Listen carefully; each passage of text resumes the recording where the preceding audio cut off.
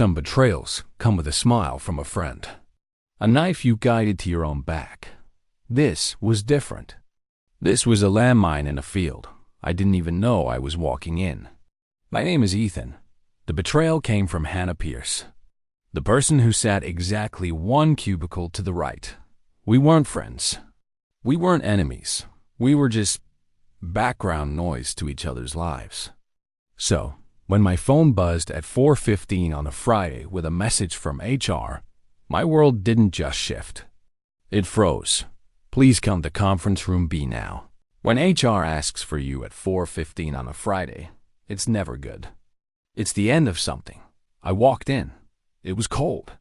My manager, Mira, was there, looking as confused as I felt. Lydia from HR sat with a placid, unreadable expression. Ethan, thank you for coming. Please, close the door. The click of the latch was the loudest sound in the room. We've received a formal complaint regarding you. The air left my lungs. What kind of complaint? The complainant alleges you've created a hostile work environment, that your tone has been aggressive, that you've made her feel unsafe. The word hung in the air, ugly and absolute. Unsafe. Myra shifted in her seat. Ethan, this is completely unexpected. Unexpected? That was the masterpiece of it. It was absurd. Who filed it? Lydia slid a single sheet of paper across the table. I didn't need to read the name. I already knew. The humming. The constant complaints. The cubicle one to the right. Hannah Pierce. Why? That was the only question that mattered. Why would a stranger declare war over a shared printer and a mumbled good morning? I was about to find out that the reason was so petty, so venomously small, it would make the entire betrayal feel even more insulting. Anger is a confession of weakness in a game like this. It's the reaction they expect. The reaction they can use. No. The only way to win a game you didn't agree to play is to change the rules. I spent the weekend in the blue glow of my laptop. The complaint was a document of fiction where I was the villain.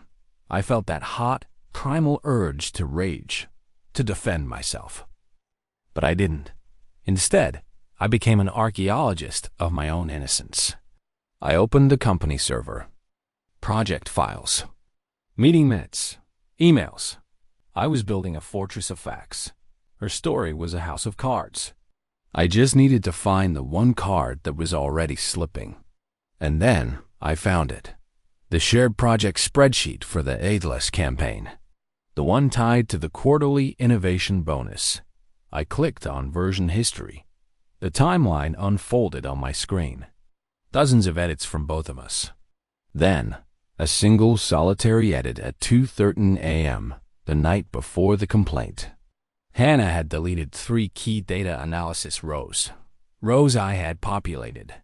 In their place, new data initialed by her. There it was. Not a crack. A chasm. She wasn't just trying to get me in trouble. She was trying to steal my work. To erase me, and then step into the space I left behind. A slow, cold smile touched my lips. This wasn't the smile of happiness. It was the smile of a hunter who has just found the trail. Confronting her now would be a mercy. It would give her a chance to craft a new lie, to cover her tracks. No, I needed to be silent. I needed to be patient. I needed to let her believe her plan was working. Silence, I learned, is a weapon. My silence made her bold. It made her confident. I heard it myself a few days later. Hushed, urgent voices from around the break room corner. Once he's out of the way, management will finally see who actually does the work around here. I've carried the Atlas project from the start. It was Hannah. The other coworker mumbled something non-committal. Don't look like that. It's just how the game is played. You have to make your own opportunities. And there it was. The motive.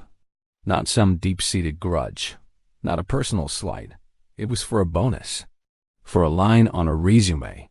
My reputation was just collateral damage on her path to a slightly bigger paycheck. I slipped away before I was seen. The game was now in its second phase. HR called me in again.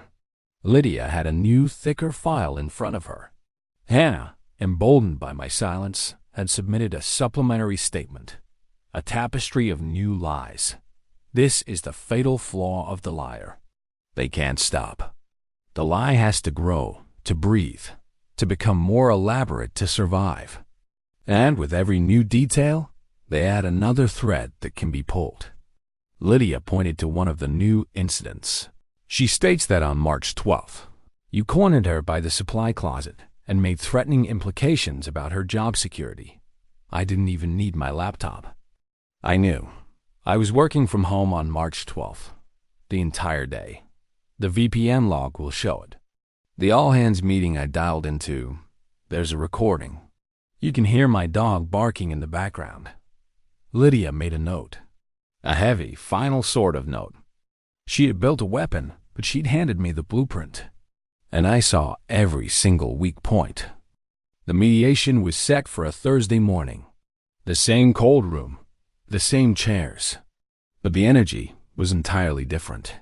Hannah entered like a liar on opening day, clutching a binder full of her printed fiction, a smile of grim satisfaction on her face. She saw me, empty-handed, and her smile widened.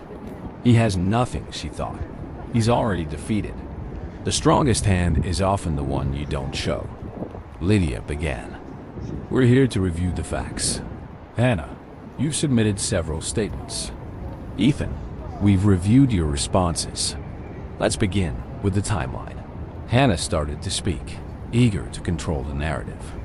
As I've detailed, it began with the tone, the subtle. Lydia cut her off, gentle but firm. Let's start with March 12th. She opened her own file, not Hannah's binder, the company's file. The digital truth. Hannah, you stated Ethan confronted you by the supply closet at 3:15 p.m. Ethan's keycard was used to enter his apartment building at 3:05 p.m. that day, 30 miles away. The VPN shows he was logged into his home network from 7:02 a.m. until 6:30 p.m. Hannah's smile didn't vanish, but it stiffened. A hairline fracture. Mira spoke next. And the project meeting on the 10th. You said he pressured you for 20 minutes, monopolizing the conversation. Lydia pulled out a tablet, tapped it, and set it down. The audio of the meeting played, crisp and clear. My voice spoke for exactly 1 minute and 47 seconds. One suggested a data point. I was thanked. I fell silent. The silence in the conference room was deafening. Now, regarding the Atlas project spreadsheet, Lydia continued, her voice flat. The version history shows that at 2:13 a.m., you accessed the file and removed Ethan's contributions, replacing them with your own. Hannah's face was now a ghostly pale.